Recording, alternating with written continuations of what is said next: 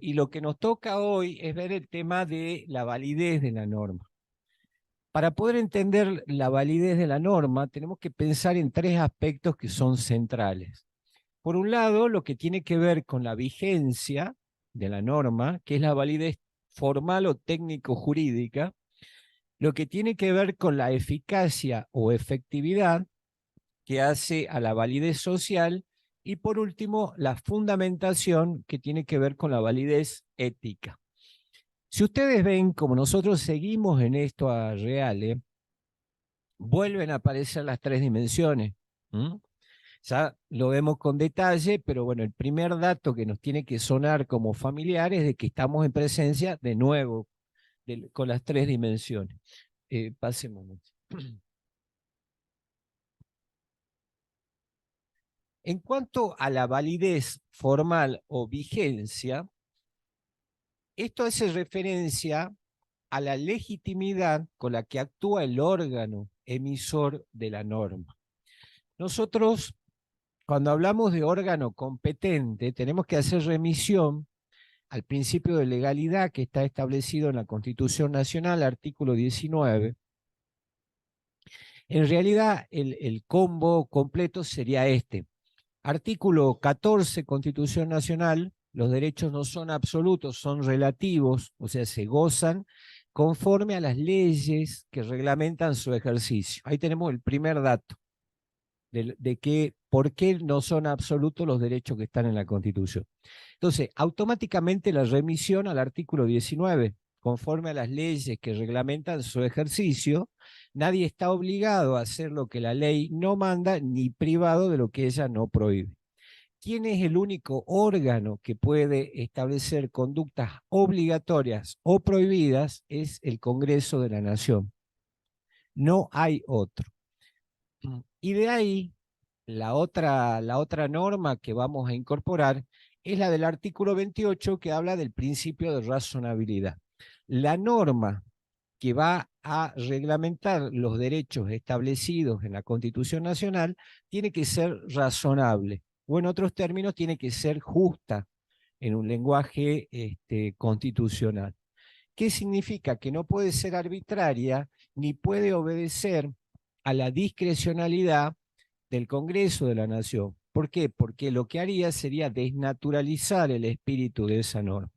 Entonces recuerden esto, lo van a volver a ver en derecho constitucional, pero es principio de relatividad, artículo 14, principio de legalidad, artículo 19, principio de razonabilidad, artículo 28. Ese sería el juego.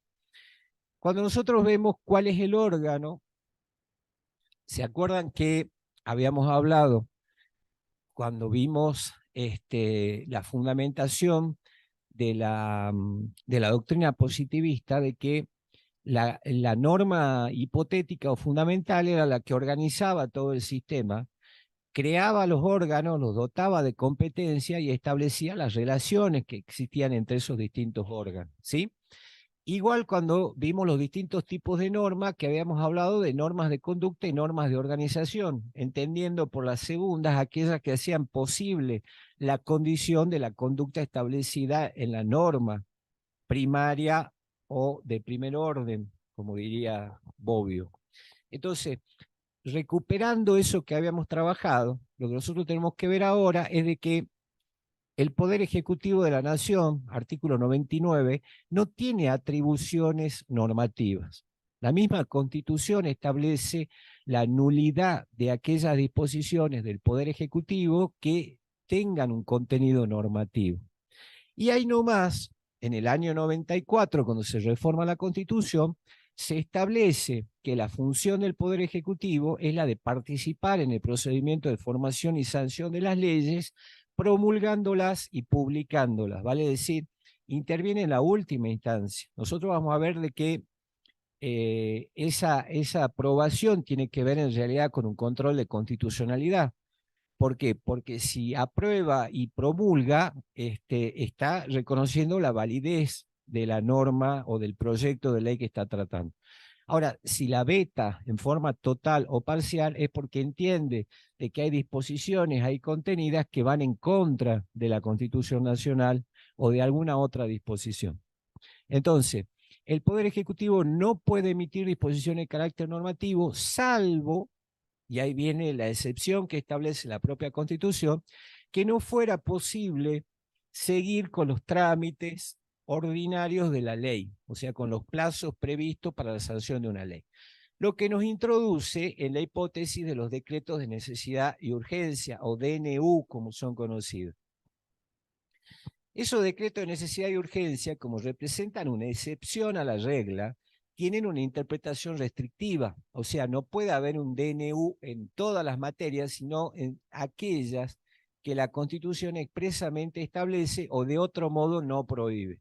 De hecho, las que están prohibidas son las del régimen electoral, partidos políticos, materia penal y régimen tributario. Son las 4 materias sobre las que no puede versar un decreto de necesidad y urgencia. Sí, cómo no. Materia penal, régimen tributario, partidos políticos y sistema electoral. 4 materias sobre las que no puede versar un DNU. Ahora, esta cuestión que vino a resolver la Constitución del año 94 tenía que ver con el interrogante que se planteaba respecto a los decretos autónomos. Vale decir, desde siempre se entendió que la función del Poder Ejecutivo era reglamentar una ley existente. Cuando nosotros hablamos de los decretos autónomos, estamos haciendo referencia a aquellos que se dictan en ausencia de una ley. Y el problema que planteaba era hasta qué punto tenían validez esos decretos autónomos. Ese planteo, de hecho, también tuvo como una instancia local, porque acá en Jujuy no teníamos reglamentado constitucionalmente los decretos de necesidad y urgencia, pero veíamos que había cierta analogía con lo que tiene que ver con aquellos decretos dictados por el Poder Ejecutivo con acuerdo general de ministros.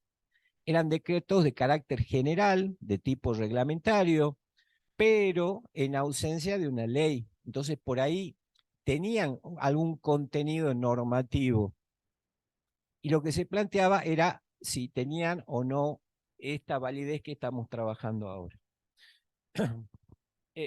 Lo que vamos a ver nosotros cuando pensemos en la validez formal o vigencia son 3 aspectos. El que les decía, primero la competencia del órgano, que está establecida ya en la Constitución, por esto que venimos hablando de los principios y de la participación del Poder Ejecutivo en el procedimiento de formación y sanción de leyes, lo que tiene que ver con la materia que se trate, y en esto podemos poner como ejemplo que corresponde al Congreso de la Nación la sanción de los códigos de fondo y a las legislaturas provinciales aquellos que tienen que ver con la forma o el procedimiento, los códigos de forma o de procedimiento.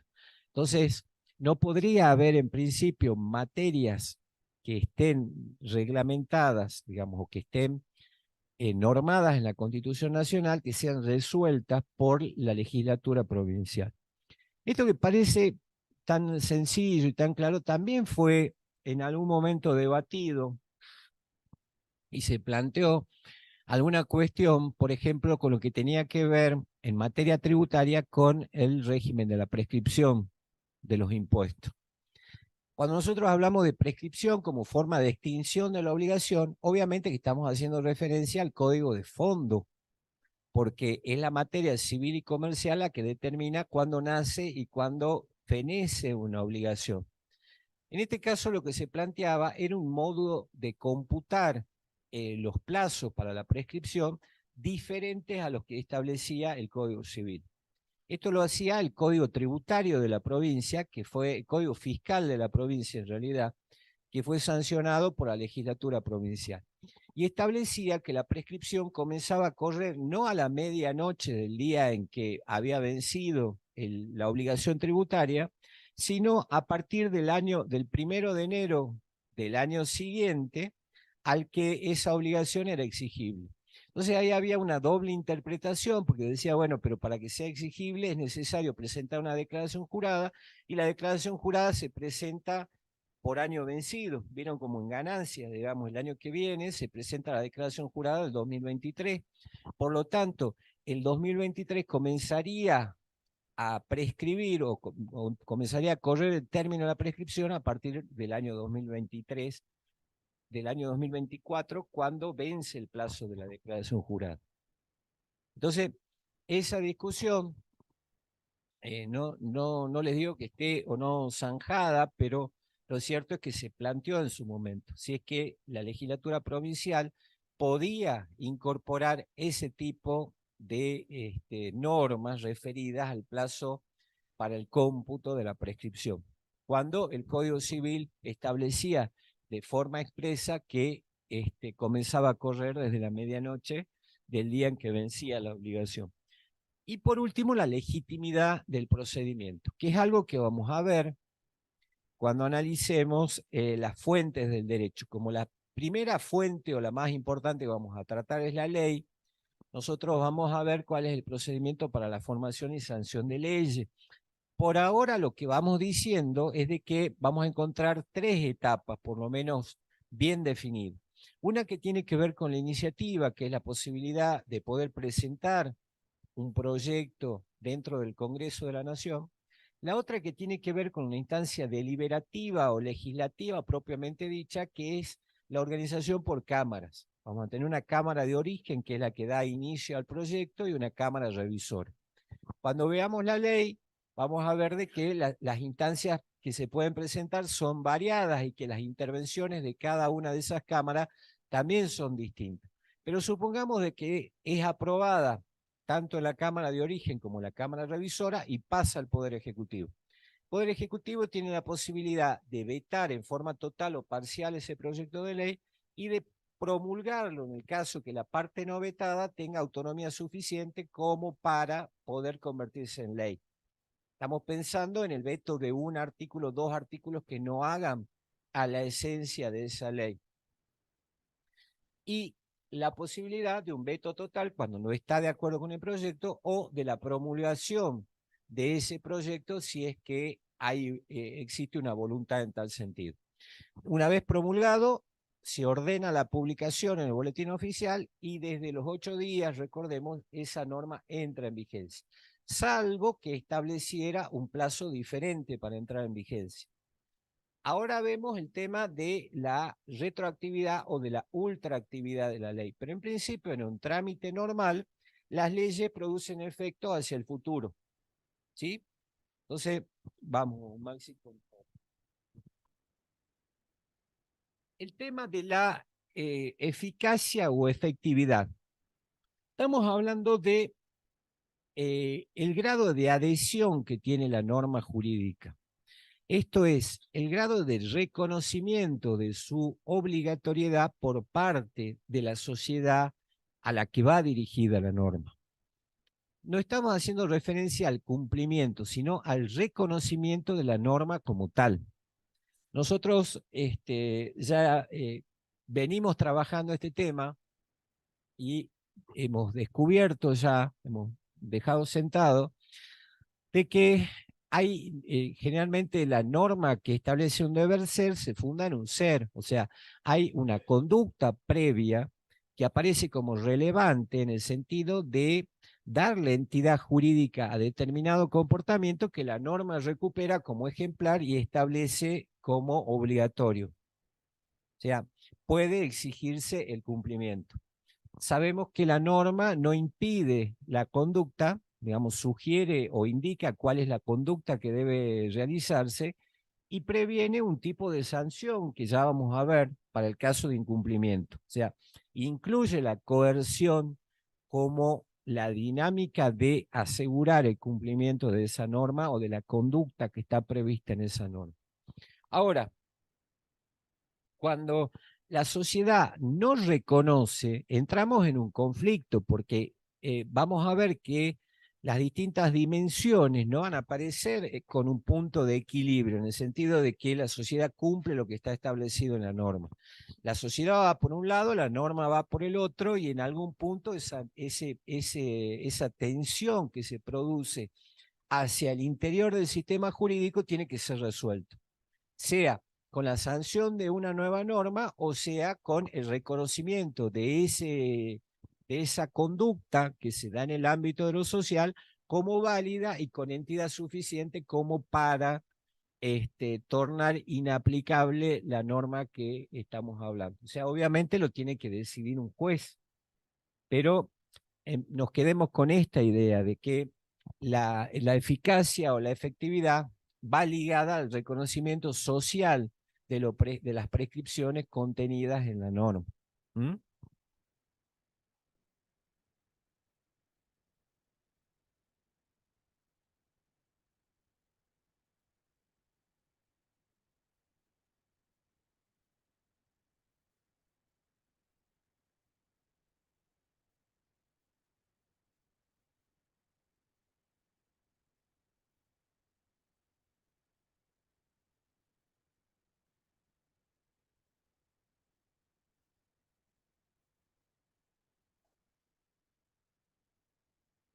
Pasa que hay como una contradicción, si se quiere, en lo que tiene que ver con el coqueo.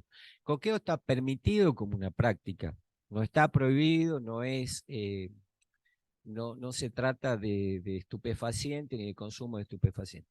El problema es de que está prohibida toda la cadena de comercialización de la hoja de coca. O sea, no se puede cultivar, no se puede comprar y vender, no se puede importar. Entonces, ¿de dónde la sacamos? Esa es la pregunta, digamos, que habría que formular. Se puede, pero ¿de dónde la conseguimos? Y cuando vemos por ahí, sí, hay una contradicción. En algún momento, la introducción de hoja de coca era considerada como una infracción a la ley de estupefacientes. Ahora es considerada como una ley de infracción ¿cómo se llama? A la incorporación se me fue la coca, a contrabando, o sea, como considerada como el ingreso ilegal al Estado.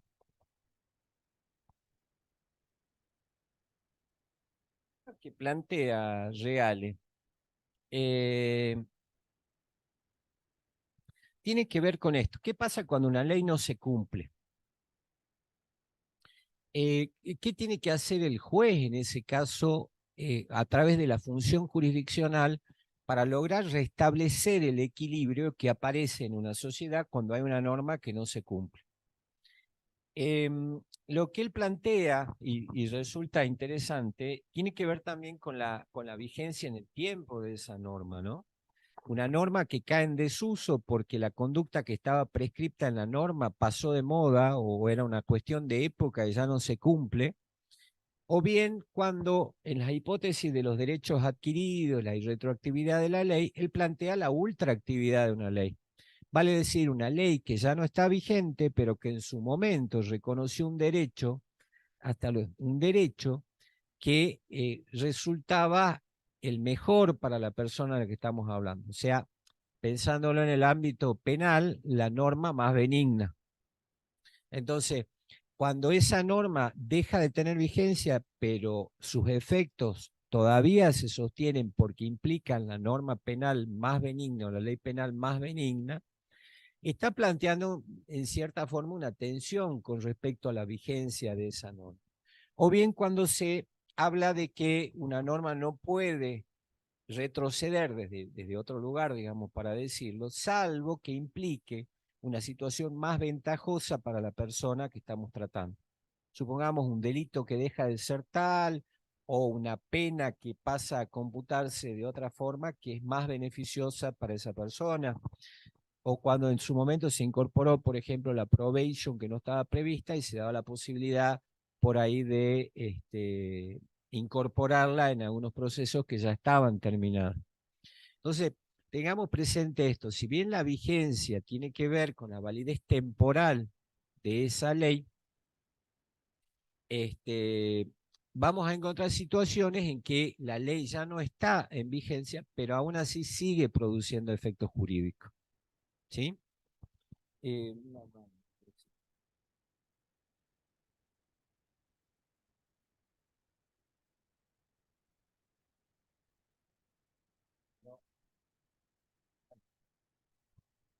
Ante un hecho que ya se cometió, digamos.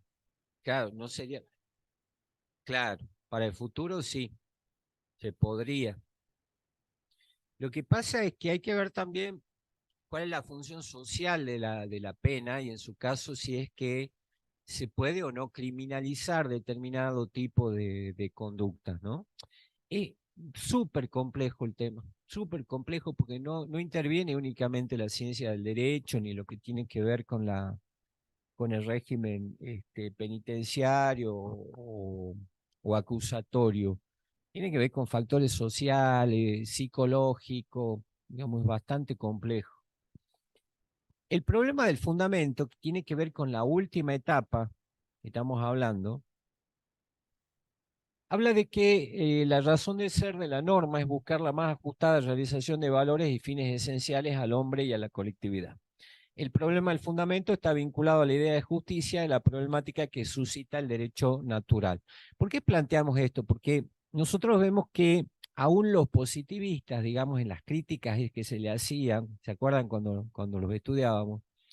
Planteaban esto de que no era pura norma, no era puro sistema normativo. Había instancias en las que sí había una teleología o había un sentido final de la norma, que había que asegurar un valor de justicia que no se daba de una forma tan nítida como por ahí para las corrientes y naturalistas, pero que sí existía la, esa norma, digamos, ese valor o ese principio reconocido, aunque sea tácitamente, en la norma.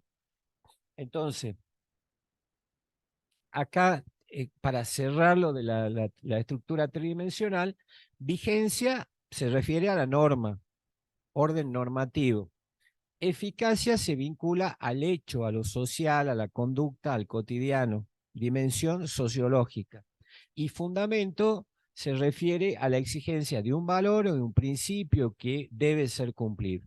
Y hay, por lo tanto, es la dimensión diquelógica de la norma. ¿Sí? Los tres valores que tenía. La segunda parte, que tiene que ver con la sanción y la coacción. Ah, no, todo bien. Lo primero que hace Reale es utilizar, nosotros ya hemos trabajado el tema de las morales, digamos, ya tenemos claro en qué consiste la moral, cuál es la dimensión de la moral. Pero ahora sí vamos a acudir a esto ¿se acuerdan de las clasificaciones que nos presentan los autores en tanto que sea autónomo o heterónomo, que intervenga o no otra autoridad en su cumplimiento y todas esas cuestiones? Entonces, para introducirnos al tema, vamos a este planteo que nos hace Reale en cuanto a diferenciar el derecho de la moral, porque la moral no tiene en principio la coercibilidad que tiene el derecho, de lo de la conducta esperada. Él, si bien menciona de que hay como sanciones morales que tienen que ver con el cargo de conciencia, con la pesadumbre, con algún tipo de reproche, ¿cómo? El remordimiento, lo cierto es que no se da en todas las personas de la misma manera, ni hay forma tampoco de exigir el cumplimiento de esa norma moral, por cuanto corresponde a un ámbito íntimo de cada persona. Entonces, él dice que la característica principal del derecho es la coercibilidad, expresada como la posibilidad lógica de interferencia de la fuerza en el cumplimiento de una norma jurídica. ¿Por qué decimos esto de una posibilidad de interferencia? Porque si bien no está expresado como una coacción, está presente la posibilidad de aplicar alguna exactamente para asegurar el cumplimiento de esa norma. Más aún cuando habíamos visto esta perspectiva que nos parecía interesante y que tenía que ver con la posibilidad de ejercicio de la libertad, no solo el ejercicio del poder, que estaba expresado por aquel que ordena y aquel que tiene que cumplir con la orden, sino además la libertad del que tiene que cumplir con la orden para no cumplirla. O sea, como una autodeterminación en el sentido de decir, está planteada la conducta, pero es probable que esta persona no la cumpla o que haya alguien que no lo cumpla. Entonces, ante esa situación tenemos que prever la forma de que consigamos el cumplimiento de la norma aún en contra de la voluntad de esa persona. Y es así como se expresa el sentido de la violencia. No es no consiste en en tratos crueles o algo o el uso, digamos, de la fuerza física, sino esto de poder ir más allá de la voluntad de la persona. O sea, la norma es obligatoria en tanto ha sido sancionada conforme a un procedimiento, tiene vigencia, tiene validez, pero no interviene la voluntad de la persona a la que va dirigida. O sea, si no la cumple, deberá responder por la pena que está, o por la sanción, mejor dicho, que está prevista en la misma norma, ¿sí? Que tiene ese sentido. Una más, sí. Cuando habla de coacción, hace una distinción como para ir despejando las distintas acepciones que tiene la palabra coacción. Y la primera que dice que no debemos tener en cuenta es aquella que sucede en el ámbito de los hechos privados, digamos, o negociables. Por ejemplo, cuando hay algún tipo de eh, acción que elimina la voluntad o que de alguna otra forma viene a viciar un acto jurídico por la existencia casualmente de esa nulidad.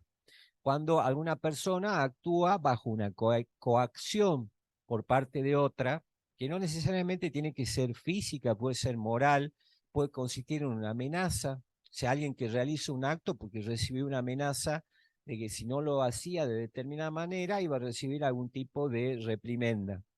En esos casos, la coacción entendida como vicio de la voluntad es la primera que tenemos que despejar para poder entender el sentido de la sanción a la que queremos llegar. Eh, Estamos hablando de que la palabra coacción, que nos interesa a nosotros, está expresada como una fuerza organizada, institucionalizada, sería más correcto, como una fuerza institucionalizada que actúa en defensa del derecho frente al incumplimiento de una norma en particular.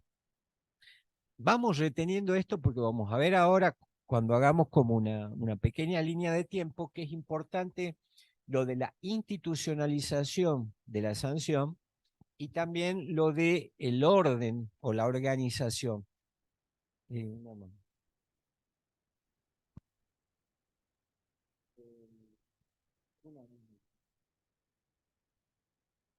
¿Por qué decimos esto de la institucionalización? Antes de la existencia del Estado, cada grupo, digamos, cada familia, eh, en esto, a ver, no quiero contradecirme con lo que hablamos en la primera parte. Esto sigue vigente, ¿sí? Siguen las sanciones sociales, comunitarias, familiares, ya tuvimos ocasión de tratar. Pero el modo más occidental de contar el origen del Estado y cómo se institucionaliza la fuerza, tiene que ver en cómo van cediendo cada una de esas organizaciones ese poder sancionatario en favor del Estado. Lo que ustedes van a encontrar en algunos autores como la monopolización de la fuerza, como que el Estado es el único que puede ejercer la fuerza esta que estamos hablando, ¿no? Entonces, toda norma tiene esa vocación de cumplimiento, de obediencia, de respeto.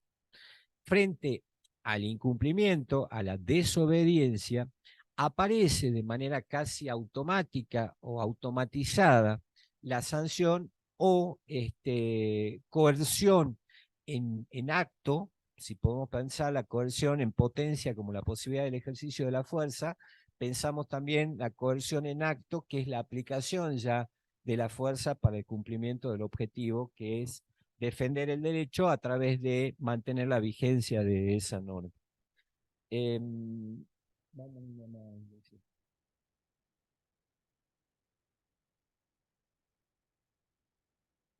Una más.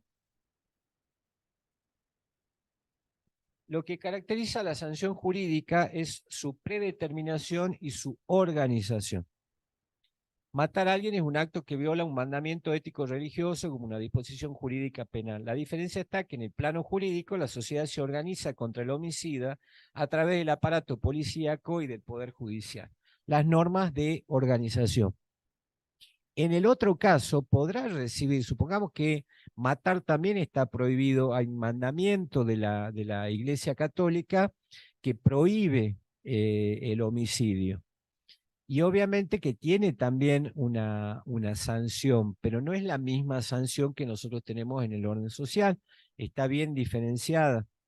Y aparte, vean esto y volvemos a recuperar lo de las normas de organización, en cuanto que no basta que la conducta esté prevista en la norma, sino que además hace falta organizar los poderes del Estado, las funciones del Estado, para que el sistema sancionatorio,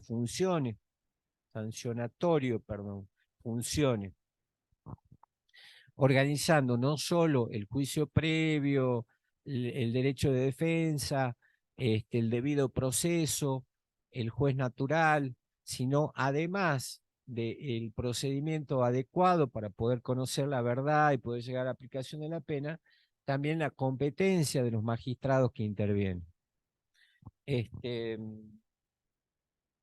Está uno más, ahí está. ¿Cómo fue evolucionando en el planteo que nos hace Reale? Él habla de que en un primer momento, y siempre esto desde una mirada occidental europea, ¿no? Recuerden bien esto, hay situaciones que no necesariamente pasaron como se cuenta la historia, sino que también nosotros podemos contar la historia desde otro lugar. Pero bueno, siguiendo lo que él plantea, había un primer momento en el que la respuesta a un acto violento era la misma violencia. ¿Cómo se entendía esa ofensa o cómo se entendía ese mal en un sentido de responsabilidad colectiva? Miren ustedes que nos va asociando a los ejemplos que habíamos trabajado acá en el norte, ¿no? O sea, hay un infractor, pero los bienes que están comprometidos en ese momento asumen una dimensión social. Por lo tanto, la ofensa es social y la responsabilidad como corolario de eso también es social. O sea, si bien hay una persona que infringe, lo cierto es que hay como una responsabilidad colectiva y del otro lado como una ofensa colectiva. Ese es como el primer estadio en el tema de la sanción y la infracción y la sanción.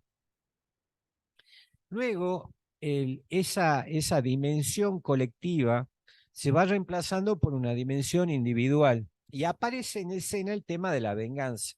Ya hay una responsabilidad subjetiva frente a un infractor que también es individual y por lo tanto el restablecimiento del orden se da cuando se devuelve a la persona la misma violencia que padeció o que ejercitó al momento de infringir la norma o de conculcar de alguna manera un bien individual.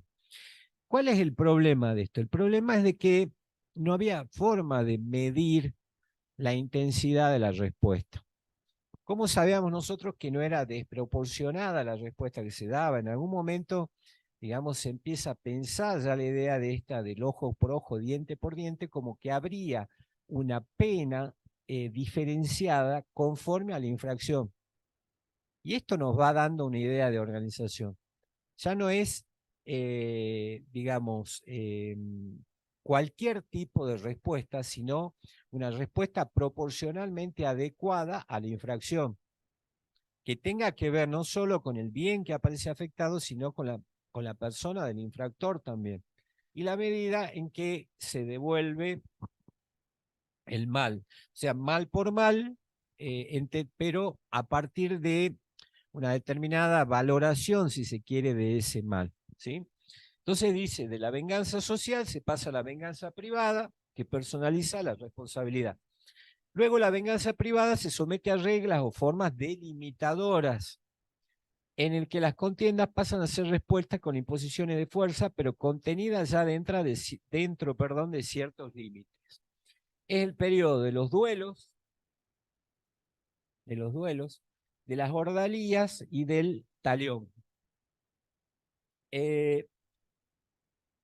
Cuando aparece el Estado, o sea, cuando tenemos la presencia del Estado, ya se prohíbe todo tipo de ejercicio de la fuerza de manera individual o privada, sino que pasa a institucionalizarse. O sea, si nosotros pensamos esto del orden y la institucionalización, lo primero que viene es el orden, en el sentido de que se delimita la respuesta a efectos de conseguir que sea más o menos adecuada a la infracción o a la ofensa.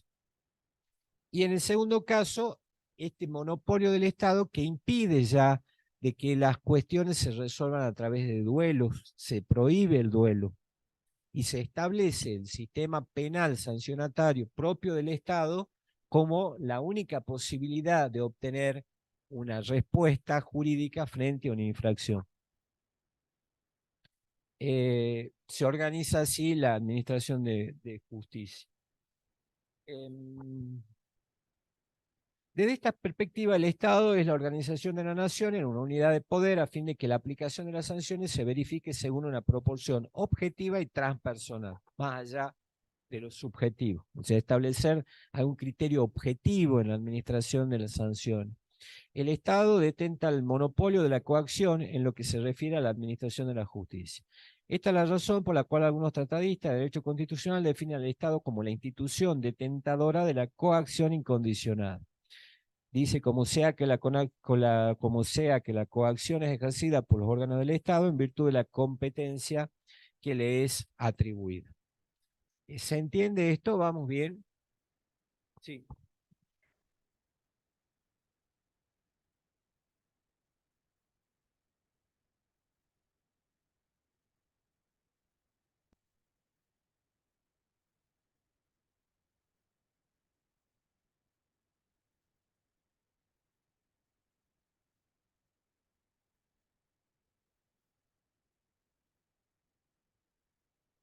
Primero lo que hay que ver, o sea, lo que tiene que ver por ahí con la estructura de la norma penal, que ahora no un poquito más en detalle, pero tiene que ver en principio con definir cuál es el bien jurídico que está protegido por la norma. Digamos, no todos los bienes jurídicos aparecen con la misma protección. Hay algunos bienes que tienen libre disponibilidad por parte de la persona ofendida, tienen que ver con delitos de acción privada o delitos privados, y otros en los que independientemente de la persona ofendida o que sufrió la agresión, el Estado debe actuar. En cuanto a la pena, tenemos de diferentes tipos, o sea, hay penas que pueden consistir en la aplicación de multas o sanciones pecuniarias, penas que pueden consistir en la privación de la libertad y penas que pueden pueden consistir en la inhabilitación para ocupar determinados cargos. Hay como una gradación también en función de la gravedad. Hay muchas teorías con respecto a esto, digamos, o sea, hay muchas que tienden a ver la función social de la pena en el sentido de que más allá de cumplir digamos, finalidad correctiva, permita al mismo tiempo disuadir a otras personas para que también puedan cometer o para que se sientan por ahí tentados a cometer determinado tipo de infracción. Se tiene en cuenta también digamos, la posibilidad de recuperar a esa persona, o sea, o de pensar qué tipo de sanción podría transformarse en alguna acción comunitaria, en algún tipo de devolución, si se quiere, de la ofensa cometida o de la reparación del daño cometido. No hay un criterio único. Tiene que ver, en principio, con todos estos valores que estamos tratando. Una más. Bueno, acá ya nos adelantamos en qué puede consistir. Ustedes saben que por ahí se cuestiona mucho también el tema de la pena de muerte, ¿no? O sea, hay sociedades en las que o estados que permiten la pena de muerte. De hecho,